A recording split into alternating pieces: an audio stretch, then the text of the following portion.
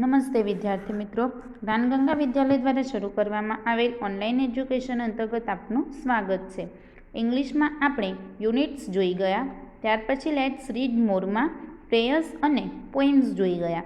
હવે આપણે પ્રોઝ જોઈશું, જેમાં પહેલો પ્રોઝ છે in the land of Lilliput. આ સ્ટોરી છે, જોઈએ આપણે. The Antelope was a large ship. Once it was sailing in the Pacific Ocean. There were 30 sailors on it. Besides the sailors and were a captain and a doctor named Gulliver. એન્ટેલોપ એક મોટું વહાણ હતું. Ship એટલે વહાણ, એનું નામ શું હતું? એન્ટેલોપ. એ કેવું હતું? એક મોટું વહાણ હતું. એકવાર તે પેસિફિક મહાસાગરમાં જઈ રહ્યું હતું. ઓશન એટલે મહાસાગર. એ ક્યાં જતું હતું? એકવાર તે પેસિફિક મહાસાગરમાં જઈ રહ્યું હતું. તેના પર 30 ખારવાઓ હતા. સેલર એટલે ખારવાઓ. 30 ખારવાઓ હતા. ખારવાઓ ઉપરાંત તેમાં બીજું કોણ કોણ હતું? કેપ્ટન અને ગુલિવર નામનો એક ડોક્ટર હતો.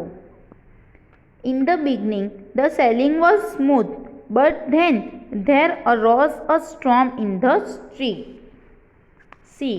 એટલે કે શરૂઆતમાં વહાણ, એટલે કે ઇન ધ બિગનિંગ, એટલે કે શરૂઆતમાં એ વહાણ પેસિફિક મહાસાગરમાં કેવું જઈ રહ્યું હતું? સારી રીતે, નિર્વિઘ્ન એટલે કે સારી રીતે જઈ રહ્યું હતું. પછી દરિયામાં તોફાન શરૂ થઈ ગયું. સ્ટોર્મ એટલે કે દરિયામાં તોફાન આવવાનું શરૂ થયું. There was strong wind and heavy rain.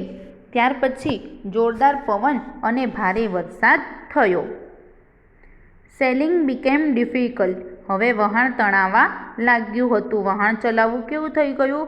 મુશ્કેલ થઈ ગયું હતું. The ship was drift. Drift એટલે કે તણાવું, તણાવા લાગ્યું. કારણ કે એટલા મોટા પેસિફિક મહાસાગરમાં તુફાન આવે, જોરમાં પવન ફૂંકાય અને વરસાદ આવે, તેથી વહાણ ચલાવવું કેવું થઈ જાય છે? મુશ્કેલ થઈ જાય છે અને વહાણ તરવા લાગે છે. Then suddenly it hit against a rock and broke to pieces. હવે ત્યાર પછી અચાનક જ તે એક ખડક સાથે ટકરાયું અને તેના 2 ટુકડા થઈ ગયા. રોક એટલે ખડક, બ્રોકેન ટુ પીસીસ એટલે કે ટુકડા થઈ જવા. બ્રોક એટલે તૂટવું. એટલે કે હવે શું થાય છે? એ અચાનક જ એક મોટા ખડક સાથે ટકરાય છે અને એના 2 ટુકડા થઈ જાય છે. Everyone on the ship started screaming and crying for help. હવે જેટલા લોકો વહાણમાં હતા તે બધા ચીસો પાડવા લાગ્યા અને મદદ માટે બૂમ પાડવા લાગ્યા. They tried to swim to the shore, but only Gulliver reached the shore. It was the shore of an island. The name of the island was Lilliput. હવે બધા તણાવા લાગે છે એટલે બધા બૂમો પાડવા લાગે છે મદદ માટે, પણ તેમને કિનારા તરફ તરવા પ્રયત્ન કર્યો. પણ ફક્ત કોણ કિનારા સુધી પહોંચે છે? ગુલિવર જ કિનારા સુધી પહોંચી શકે છે. તે તરતા તરતા કિનારા પર પહોંચી એક ટાપુ પાસે પહોંચી જાય છે. હવે ટાપુનું નામ શું હતું? લીલીપુટ. શું હતું? આઇલેન્ડ એટલે ટાપુ. ટાપુનું નામ શું હતું? લીલીપુટ. એટલે કે શરૂઆતમાં જે એન્ટેલોપ હોય છે તે સારી રીતે જતું હોય છે. ત્યાર પછી પેસિફિક મહાસાગર જે સમુદ્ર હોય છે તેમાં તુફાન આવે છે અને શું થાય છે? વહાણ એ તરાવવું મુશ્કેલ થઈ જાય છે અને તે શું થઈ જાય છે? ડૂબવા માંડે છે. હવે અચાનક જ શું થાય છે? તે વહાણ એક મોટા ખડક સાથે ટકરાય છે અને એના ટુકડા થઈ જાય છે. હવે બધા જ બૂમો પાડવા લાગે છે. સ્ક્રીમિંગ એટલે કે બૂમો પાડવી. બૂમો પાડવા લાગે છે અને બચાવો કરવા લાગે છે. બધા જ હવે કિનારા સુધી પહોંચવાનો પ્રયત્ન કરે છે, પણ તેમાંથી ફક્ત કોણ પહોંચી શકે છે? ગુલિવર નામનો જે ડૉક્ટર હોય છે તે જ ત્યાં કિનારા સુધી પહોંચે છે. અને તે જે કિનારે પહોંચે છે ત્યાં હોય છે એક ટાપુ હોય છે, આઇલેન્ડ હોય છે. આઇલેન્ડનું નામ શું હોય છે?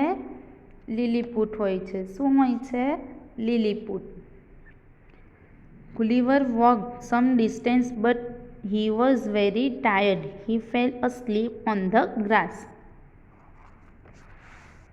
હવે ગુલીવર થોડું ચાલ્યો પણ તે ખૂબ જ થાકી ગયો હતો, તેથી એ શું કરે છે? ગ્રાસ એટલે કે ઘાસ પર જ ઊંઘી જાય છે. He woke up the next morning and tried to get up, but getting up was not possible. His hands and legs were tired. એટલે કે હવે તે પછી ત્યાં ઘાસ પર જ ઊંઘી જાય છે. તે બીજા દિવસે સવારે જાગ્યો અને ઉઠવાનો પ્રયત્ન કરે છે, પણ ઉઠવાનું શક્ય ન હતું. કેમ? કારણ કે તેના હાથ અને પગ બાંધેલા હતા. Gulliver felt something walking on his body. It was a tiny man, only 15 centimeters tall. Soon there were several men on his body. એટલે હવે ગુલીવરથી ઉઠાતું નથી. તેના હાથ પગ કેવા હોય છે? બાંધેલા હોય છે, અને તેને તેના શરીર પર કંઈક ચાલતું હોય તેવું લાગ્યું. તે શું હતું? ટાઇની મેન એટલે કે નાનો માણસ. નાનો કોઈ માણસ તેના શરીર પર ચાલતો હતો. તે કેટલો હતો?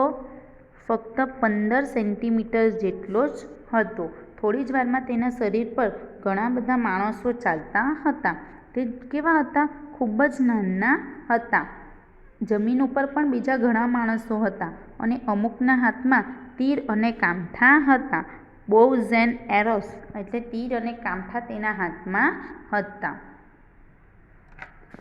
Gulliver was both hungry and thirsty.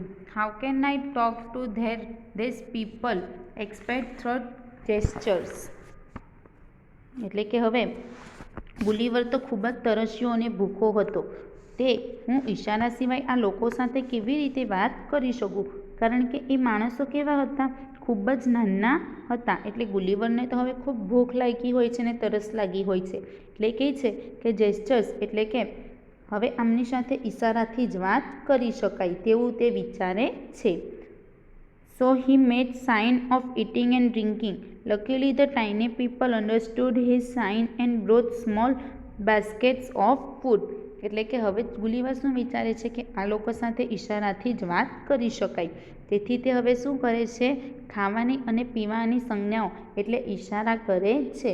હવે લકીલી એટલે કે સદભાગ્યે એ નાનકડા લોકો તેના ઈશારા સમજી જાય છે અને તેને ખાવાની વસ્તુઓની નાની ટોપલી લાવી આપે છે. They also brought tiny barrels of water. Gulliver ate all the food and drank all the water. Now he felt refreshed. અને તે લોકો તેને ખાવા માટે નાની ટોપલીઓ લાવી આપે છે. તેઓ પાણીના નાના લાકડા એટલે કે પીપ પણ તેને લાવીને આપે છે. ગુલીવર બધી વસ્તુઓ ખાધી અને બધું પાણી પીધું. હવે તેને તાજગી આવવા લાગે છે. Walking will do me some good, he thought, but I cannot get up and so walking is not possible. એટલે કે હવે ચાલવાથી મને સારું લાગશે નહીં, તેણે વિચાર્યું. પણ હું ઉઠી શકતો નથી અને તેથી ચલાવવાનું શક્ય નથી. હવે તે વિચારે છે કે ઉઠવાનો તો મને કંઈ ફાયદો નથી. કેમ? કારણ કે તેનાથી ઉઠી શકવાનું કે ચાલી શકાતું નહીં હતું. કેમ? કારણ કે તેને બાંધેલો હતો. Some tiny men went to the king of Lilliput and told him about Gulliver. હવે શું થાય છે? થોડા નાના માણસોએ લીલીપુટના રાજા પાસે જઈને તેમને ગુલીવર વિશે કહ્યું. How big is he? The king asked. He is very huge, they replied. કે રાજા એને પૂછે છે કે તે કેટલો મોટો છે, એવું રાજા પૂછે છે. એટલે એના ટાઇની પીપલ્સ જે નાના માણસો હોય તે જવાબ આપે છે કે એ તો ખૂબ જ મોટો છે. મોટો હોય છે ને ગુલીવર તો, આ તો ટાઇની એટલે કે આ તો નાના નાના માણસો હોય છે. એટલે એમને ગુલીવર ખૂબ જ મોટો લાગે છે. Really, go and bring him her, the king ordered. I want to see him. Seeing and believing, he added. એટલે કે હવે રાજા હુકમ કરે છે કે હું તેને જોવા માંગુ છું. પ્રત્યક્ષ જોયેલું માન્યામાં આવે, તેણે ઉમેર્યું. તે કહે છે કે તમારા કહેવાથી શું થાય, એટલે તમે એને અહીં લઈ આવો. હું જોઈને જ સાચું માનીશ કે સાચે બહુ મોટો માણસ છે. The Lilliputians prepared a wooden carriage. It was about 3.5 meters long, 120 centimeters wide, and 10 centimeters high from the ground. Now, lifting Gulliver and putting him on the carriage became a problem. With great difficulty, they solved it. એટલે કે હવે રાજા એને જોવા માંગતા હોય છે એટલે લીલીપુટના લોકો શું કરે છે, તેના માટે એક લાકડાનું ગાડું, વુડન કેરેજ એટલે લાકડાનું ગાડું તૈયાર કરે છે. તે કેટલું હતું? તે લગભગ 3.5 મીટર લાંબુ અને 120 સેન્ટીમીટર પહોળું અને જમીનથી 10 સેન્ટીમીટર ઊંચું હતું. હવે તે ગુલીવરને ઊંચકીને ગાડામાં મૂકવો કેવી રીતે, તે મોટી સમસ્યા હતી. કારણ કે એમણે ગાડું પણ બનાવ્યું, પણ એ લોકો તો નાના નાના હતા અને ગુલીવર તો ખૂબ મોટો હતો. એટલે કે સમસ્યા શું થાય છે કે એ ગુલીવરને ઉઠાવી અને ગાડામાં મૂકવો કેવી રીતે. ખૂબ મહેનત બાદ તેમણે આ સમસ્યાનો ઉકેલ લાવે છે.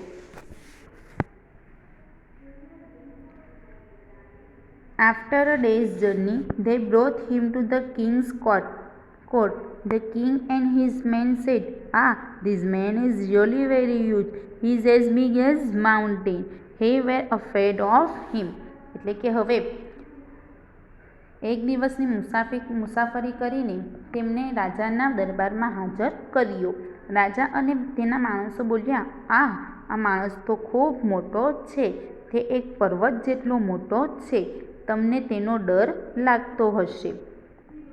એટલે કે એ લોકો બધા નાના હોય છે એટલે એમને ગુલીવર કેવો લાગે છે? મોટો હોય છે. તે લોકો શું કહે છે કે તો એક મોટા પર્વત જેટલો મોટો છે, તમને તેનાથી ડર લાગતો હશે.